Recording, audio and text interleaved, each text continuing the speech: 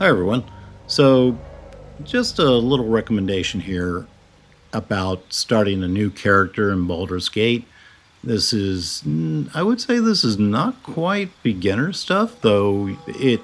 When you know these things, it kind of is, but it's the kind of thing when you're just getting into a game and you're starting out.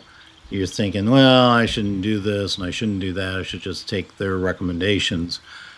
However, don't take the recommendations on what the ability scores or points should be. I'll tell you right now, like for instance, this is Barbarian, and I'm going to explain why you should change these. Do not be afraid. Do not be afraid. Uh, the problem is odd numbers don't really count. So, and I'll illustrate that right now. You can see that I get a +3 on strength checks with this Barbarian, get a +5 on saving throws, +3 on strength, +2 on proficiency. And it says that comes from my base 15, etc., the ability points. But if you change that and you put it down on 16, it's still exactly the same. So it's not going to matter if you have 16 or 17 in your primary ability, and that applies to all these. What counts are even numbers. So you could take this down, your strength down to 16 if you want. However, one caveat here. Early on in the game, and here comes a spoiler, so just be aware of that. I'm not going to tell you where it is, but you will get an opportunity to add 1 point to your abilities, and you can choose whichever one you want, but normally that's your primary ability. So that's one thing. So you probably want to keep your strength at 17 so you can take advantage of that one boost to your ability points that you get when early in the game. So the rest of these, though, they should be even numbers.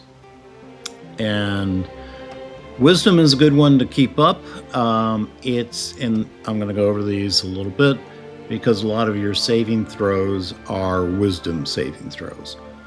So you'll notice that it improves spell casting. Well, it also means that and when you make saving throws against spells, that your wisdom is important. So what I would do actually for a Barbarian, and this is just me, you can play this however you want. I would say take this down to your Constitution down 1, take your Dexterity up 1, and the rest I would just leave the same. However, having said that, you might want to boost your Charisma, because as you move through the game early on in Act 1, you'll have a lot of dialogue actions, and your charisma affects your perception and your persuasion ability and stuff like that. So you might want to boost up your charisma. That's just a thought. And intelligence is not going to help you at all. So this is a good starting ability spec, whatever you want to call it, for a Barbarian. Now, moving on a little bit, here's what I recommend too. If you know what class you're going to go for, like let's go look at a fighter. And I know this now because I did this wrong initially. So you might think if you're going to become one of the subclasses for fighter is the arcane archer, you might think that it's best just to keep everything at the recommended level. Well, it's not. As an arcane archer, and I will show you right now. Okay, we're back over here on BG3, the BG wiki, and I highly recommend this if you're starting a new character because if we come over here and we look at our classes, let's look at fighter, which we were doing. You can see that here they tell you what you need in terms of your key ability scores. Strength for physical attacks, dexterity for physical attacks with finesse, and ranged weapons, and your armor class. So this is very valuable information when you're creating a character. Be sure to come over to the BG3 wiki. They give you lots of information. They give you this info about what your key ability scores are. And you can see that intelligence is important for Eldritch Knight and Arcane Archer. So you need to bump up that ability score if you're aiming to be one of those subclasses. So that's all I want to show you over here. Do know that this website is a great one if you're, when you're thinking about whatever class you're going to be, what your goal is, because it will tell you if you come down here to fighter and you look here under the key ability scores, it will tell you which ones you need to focus on. So that's all I want to show you here. And now we'll go back to the character creation. So we're back here. And if we were to make, let's just say we're aiming to make a Arcane Archer, I would, now that I know that and I've looked over there, I would take points out of strength and I would put them into dexterity. Let's put 2 over there. Add 1 constitution. Now we have some other points we can spread around here.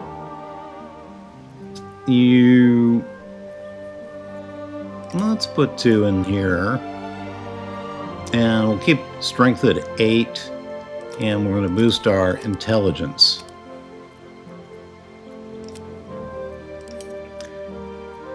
And also, no spoiler, there's a helm you can get later in the game that'll boost your intelligence up.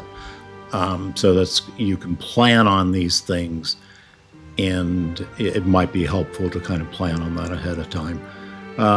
So if you were planning on it, you might want to take your intelligence down a little bit, and you'll get that item. You might get it, let's put it this way. You might get that item early. So also don't forget to do, you want archery as your fighting style. You get a +2 bonus on ranged weapon attacks. That's always a nice thing. So that'll add to your chance of hitting somebody with a bow.